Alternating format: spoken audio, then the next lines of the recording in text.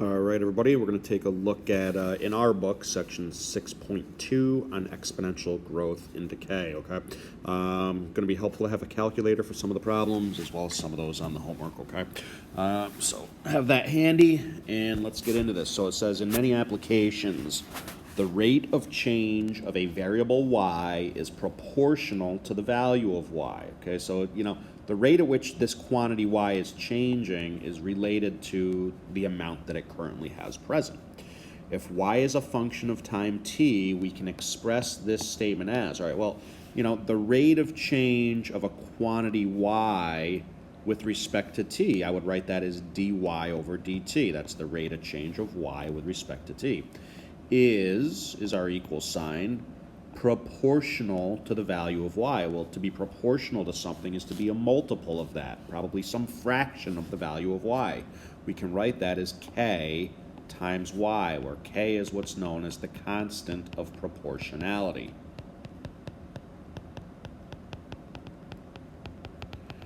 Okay, or in another sense, it's going to be our growth rate. Okay, so in any event, we have this differential equation that we've come up with, dy over dt equals ky. The rate of change of y is equal to some proportion of the current value of y. Okay, think about it like this. Think about like money in a savings account. Okay, you're gaining interest on that money. Maybe you put $100 in the bank, and you gain 5% the first year, so you have $105 at the end of the year. Well, now you're going to gain 5% interest on that current amount, not just the original $100, but on the amount 105 that's in there, so you're going to gain a little bit more. This is kind of the idea. The rate, the amount of money you have in your bank, the rate that's changing is proportional to the amount that you currently have in the bank, okay? So the rate is changing at some proportion of its current value. That's just one of many types of examples, okay? And we'll see more in the problems here. All right, but in any event, you want to understand how to set up this differential equation based on these words, okay? Those words give us this differential equation here. And now in the next part it says, well, find the solution to this differential equation given the initial condition that y equals y sub 0 when t equals 0. This is just saying some arbitrary value at time 0. Okay, it just represents the y value at time 0. Okay, so let's take a look at this. What we're going to do is we're going to solve the differential equation, and we're going to use separation of variables to do that. So that's why I taught the separation of variables lesson prior to this one. Okay, so y and t are the variables. That's what's in dy over dt. K is some constant. So look, I'm going to multiply the dt to the right-hand side of the equation.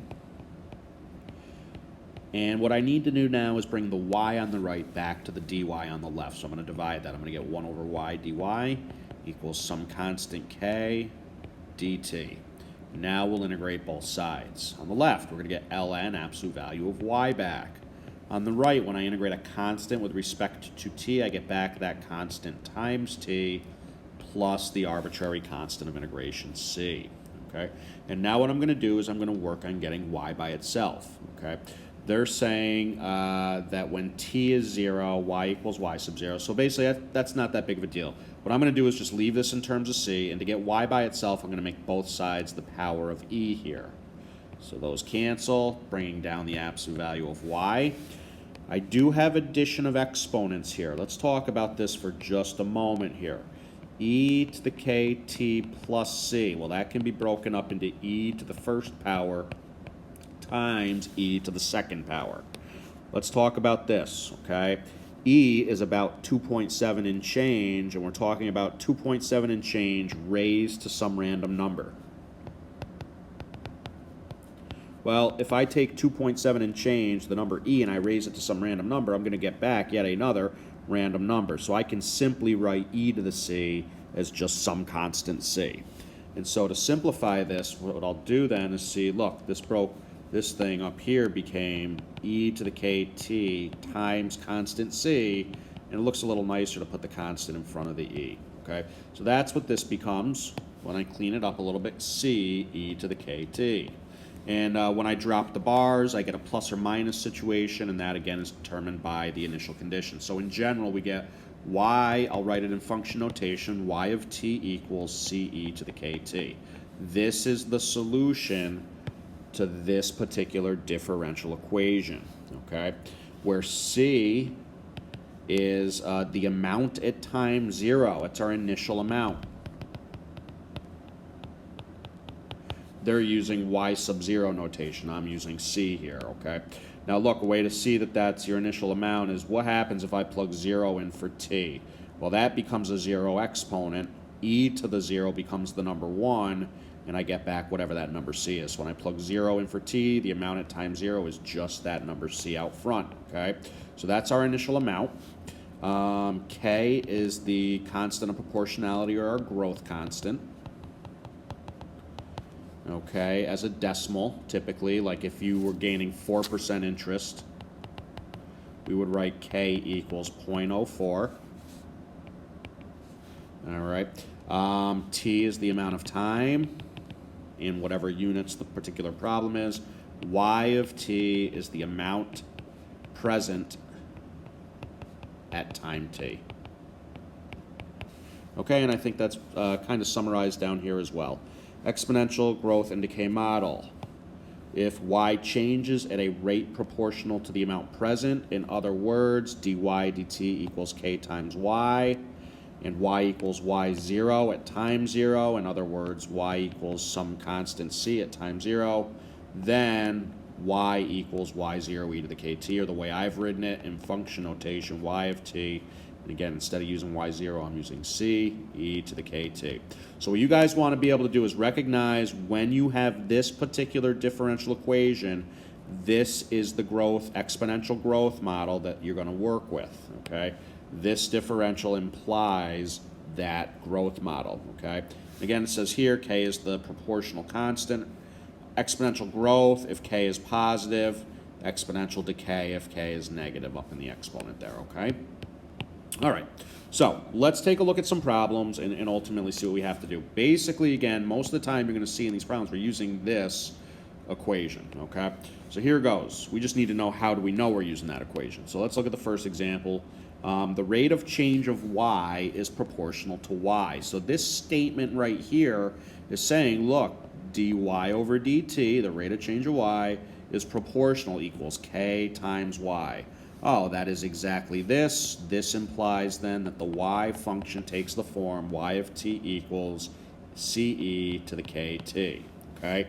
So this first sentence right here gives us all of this information I've just written. When time is 0, or when t is 0, y is 2. When t is 2, y is 4. What is the value of y when t equals 3? Okay, so basically what we want to do is we want to figure out what is y at time 3. So ultimately we're looking for y of 3. Okay, that's what we want. And I can plug 3 in for t, and I can get about this far. Or I can make it look a little nicer perhaps by writing ce to the 3k. I can flip the 3 and the k around there. But basically, in order to figure out what this is going to equal now, I need two values. I need to know what c is, and I need to know what k is, okay? C, usually a little easier to pick up, right? That's our initial value. At time 0, the y value is 2. So in this problem, c is 2. So we have y of 3 equals 2e to the 3k. And now we got to figure out what k is. That's where this additional piece of information comes into play, okay? The second piece of information dealing with a time other than time 0 is going to allow us to solve for k. At time 2, or when t is 2, the y value is 4. So look, we have y of t equals 2e to the kt is our general equation, okay? Again, c was 2. So there's our general equation. And now I know when I plug 2 in for t, okay, I plug 2 in for t, the whole thing equals 4. So I'll set the whole thing equal to 4 after having plugged 2 in for t. Now we can solve for k, okay? So k is up in the exponent. Let's divide both sides by 2 first. And now what do you suppose we need to do to both sides to get rid of the e? Hopefully you're saying take the natural log. You're absolutely right there. And if I divide by 2, I get k is 1/2 the natural log of 2.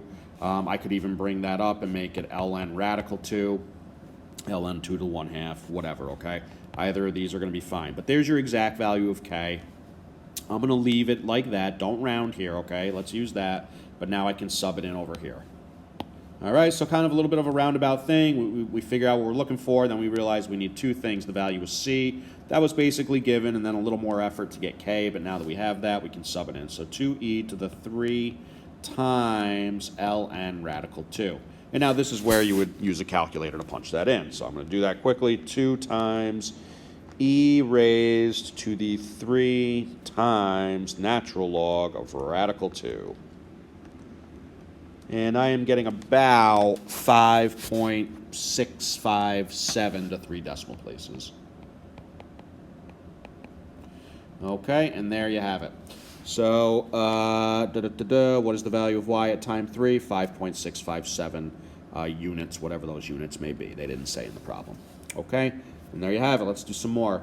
Next up from an old AP exam, if dy dt equals negative 2y, and if y is 1 when t is 0, what is the value of t for which y is 1/2? Okay, so again, pretty subtle here that we're using exponential growth model, but again, this is what they gave us. Okay, if dy dt equals negative 2y, boy, that looks a lot like this. If dy dt equals some constant times y, all right, see that connection? Again, it's very subtle, but that's what we're dealing with here. So we need to recognize that this represents this. And they're basically giving us what value? K. Here they're telling us K is negative 2. But again, because we're dealing with this particular differential equation, we know that y of t takes the form of ce to the kt. All right? And now look, we know what K is because it was given to us. So it looks like exponential decay based on that. And we also know what C is. They gave us that as well. At time 0, the y value is 1. So C is 1 here. So I can plug the 1 in or just write it as e to the negative 2t. So there's our actual function, okay? So we had to realize this meant exponential growth model. We were given the value of K. This gave us the value of C, and now we actually have the entire function given to us, okay? And now we just can solve. It says, for what value of t will y equal 1/2? So we're solving for t when the y side is 1/2. So let's set the y side equal to the 1/2 and solve. So again, to get rid of e, I'll take the natural log of both sides. Okay, now the obvious thing to do is to divide by negative 2 or multiply by negative 1/2, okay? So there's our t value. Now what I want you to do is I want you to look at those answer choices up above, okay? Let me kind of clear some of this out here so you can focus on those answer choices. And which answer choice do you think it is, right? Well, here's the problem. It doesn't show up in this form, right? I don't see negative 1/2 ln of 1/2. I mean, this is close, but that's ln of 2, so that's not the same. All right? Well, this is an old AP exam problem, and on the AP exam, when logs are part of your answer, they often will apply different rules of logs. So one of these answer choices is the same. We just need to figure out which one. So look, you know, there's different things we can do here, but maybe you're realizing we've got a number in front of a log. We can bring that up as an exponent. Okay? And now think about it. This is a negative exponent. What does that do to the number inside? It flips it. So I can make that positive. I can make the 1/2 a 2 over 1 to the positive 1/2 power. Okay? And as I'm looking at these answer choices, I do see some ln of 2's in choices C and E, and I can bring this 1/2 back down now, and it looks like what we had gotten is exactly the same as this, and indeed they are. So there's your t value, all non-calculator in that case. Okay?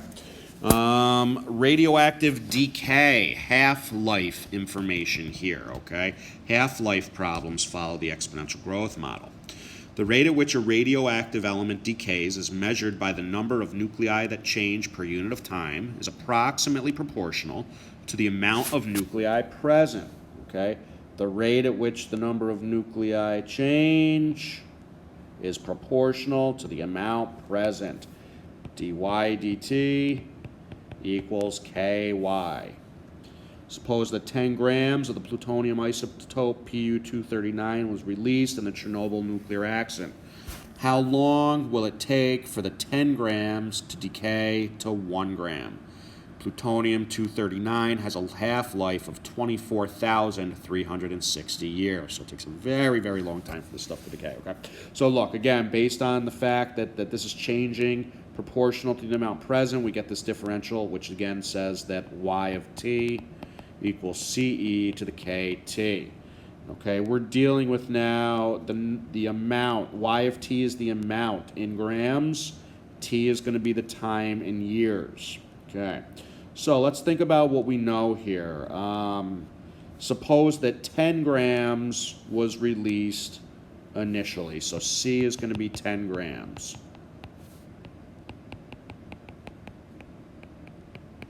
Okay. How long will it take to get down to 1 gram? So we're solving for T when the final amount Y equals 1 gram. So I'm going to set the Y side equal to 1. Okay, so we have 1 equals 10e to the kt. We want to solve for t, but once again, before we can do that, we need to figure out what the value of k is. All right, well, that comes down to this piece of information. The half-life is 24,360 years. So the y value after that many years is going to reduce by half. We started with 10 grams. Half of that would be down to 5 grams now. Okay, so that's going to now allow us to solve for k. So we're going to pick up our general equation here. Let me just write it. Let me rewrite it. Y of t is 10e to the kt here. And now we know that when I plug 24,360 in for t, okay, when I plug that in for t up there, the whole value, the whole thing equals 5. Okay? Take and divide both sides by 10. We're going to get 1/2 equals e to this power. And now take the natural log of both sides and divide by 24,360. So there's our value of k. Okay, not the prettiest, but it is what it is, and that's what we're going to sub in now over here. So 1 equals 10e, and k was, I'm going to write it like this, 1 over 24,360 natural log of 1/2. That's all the k value right there, times t. All right, and let's solve for t. It looks ugly, but not that bad. Divide both sides by 10.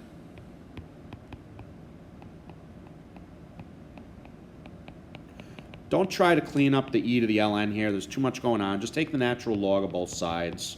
That'll get rid of the e. Okay, and now we're going to work on solving for t. So I'm actually going to multiply by 24,360. Oops.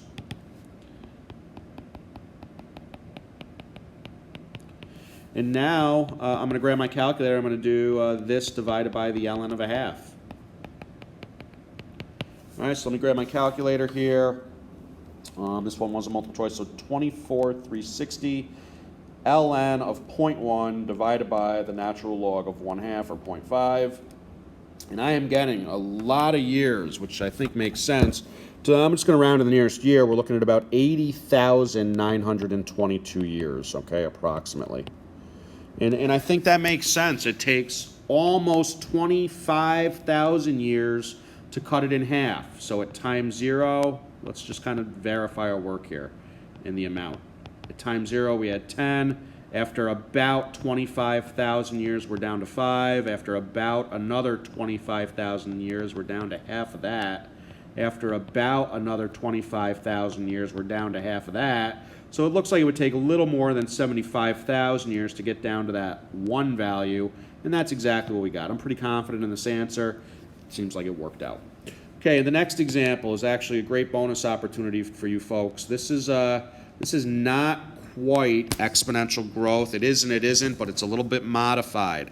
So Newton's law of cooling states that the rate of change in the temperature of an object is proportional to the difference between the object's temperature and the temperature of the surrounding medium. Okay, so that's a little bit different. It goes on to tell you, a detective finds a murder victim at 9 a.m. The temperature of the body is measured at 90.3 degrees Fahrenheit. 1 hour later, the temperature is 89 degrees. The temperature of the room has been maintained at a constant 68 degrees Fahrenheit.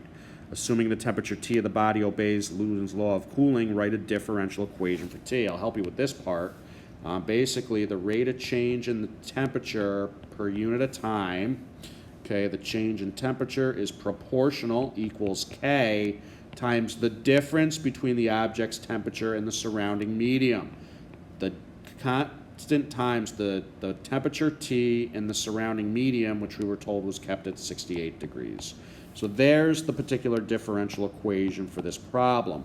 Now in part B, they ask you to go on to solve this and use the given information now to estimate the time that murder occurred. So this is your bonus opportunity. If you want to go on and take a few minutes and try to solve this and take a picture of your work and email it to me with your answer at what time murder occurred, to the nearest minute is fine.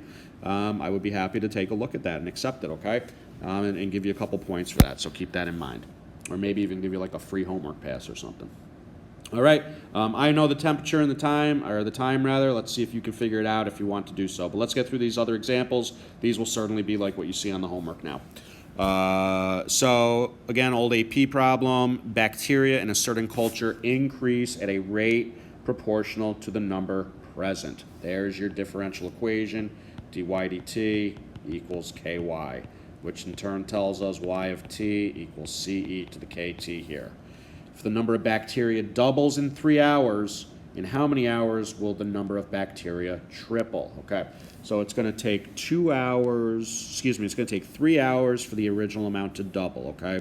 And we're going to figure out, we're going to solve for t, how long until the original amount triples, okay? Well, one thing they didn't give us here that you may be realizing is the value of c. They did not give us a c value. We don't know what we started with, but we don't need to as long as we have information like this, okay?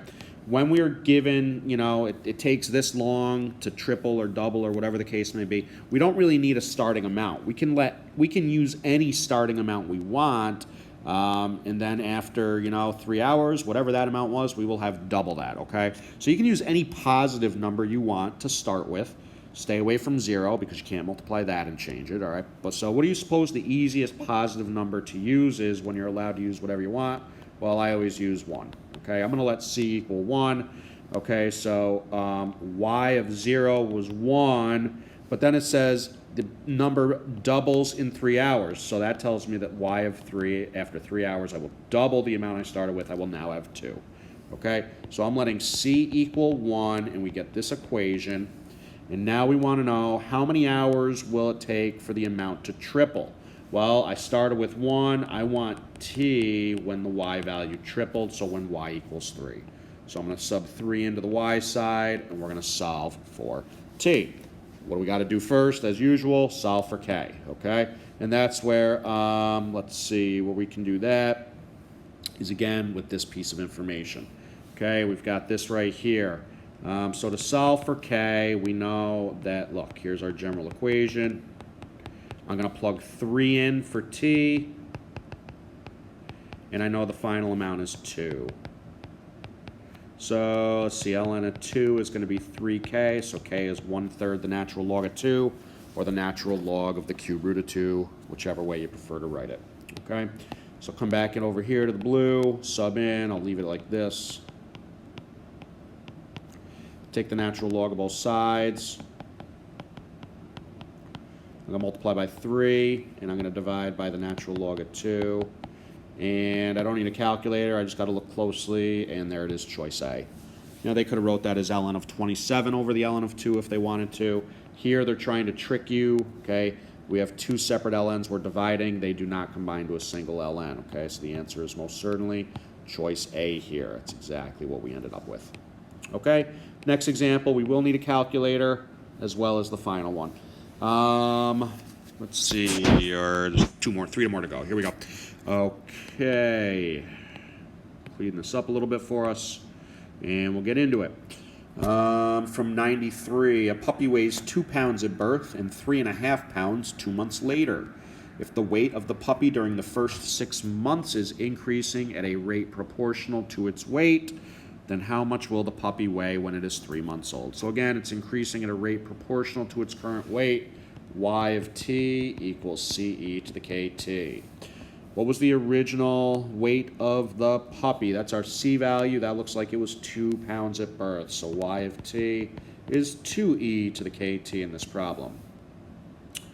How much will the puppy weigh when it's 3 months old? We want y of 3. That's going to be 2e to the 3k.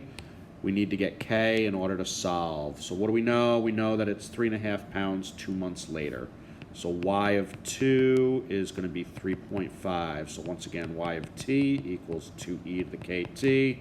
Plugging in 2 for t will give 3.5 equals 2e to the 2t. Great. Okay, dividing by 2, 3.5 divided by 2, 1.75. And so ln of 1.75 equals 2t. T is 1/2 the ln of 1.75. Coming back to the blue equation now, we can solve for the amount, the amount of pounds that the puppy is at time 3 months. Okay, and just be careful punching this in. You can make this 3/2 if you want. That might be easier. I just multiplied the 3 and the 1/2 together. That's fine. And let's see. We should get one of these values that we see in front of us. 2e to the 3/2 ln of 1.75 is about 4.63. So among the choices, we would go with 4.6 pounds. All right. Next up, during a certain epidemic, the number of people that are infected at any time increases at a rate proportional to the number of people that are infected. So again, the rate is changing proportionally to the value it currently possesses. Y of t equals CE to the KT. If 1,000 people are infected when the epidemic is first discovered, what is that? That's got to be our C value. And 1,200 are infected 7 days later.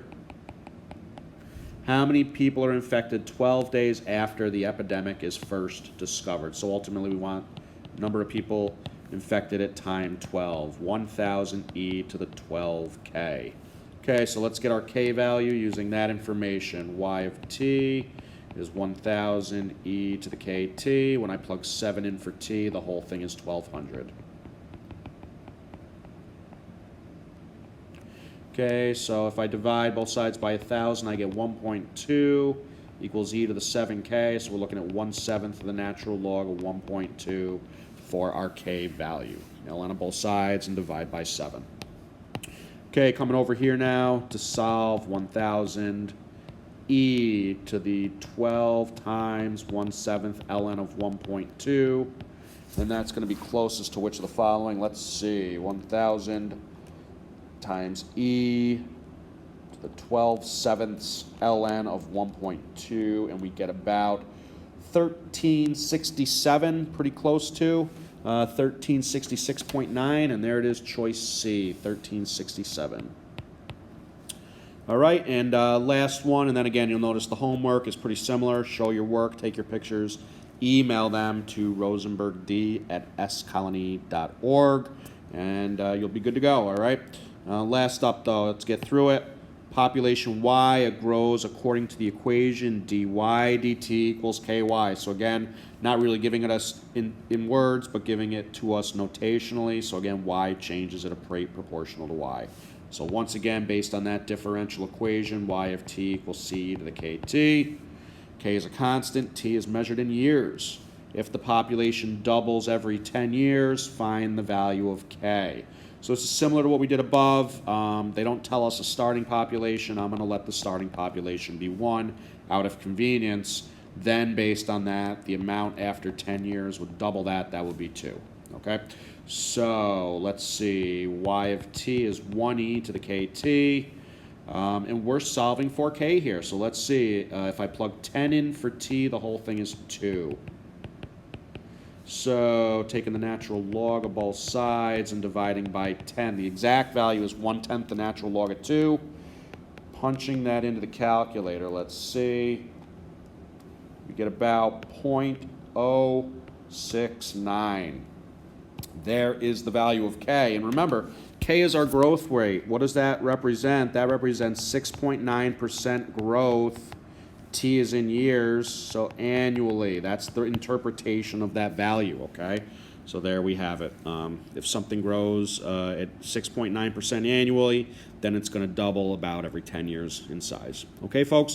So that's the gist. The big deal is recognize when you're given the differential equation, either notationally or in words, something is changing at a rate proportional to itself, you know you're using this growth model. And most of this is just algebra. Where did we do a little calculus? At the beginning when we solved this particular differential equation. Okay, folks, if you have any questions, reach out. Have a great day.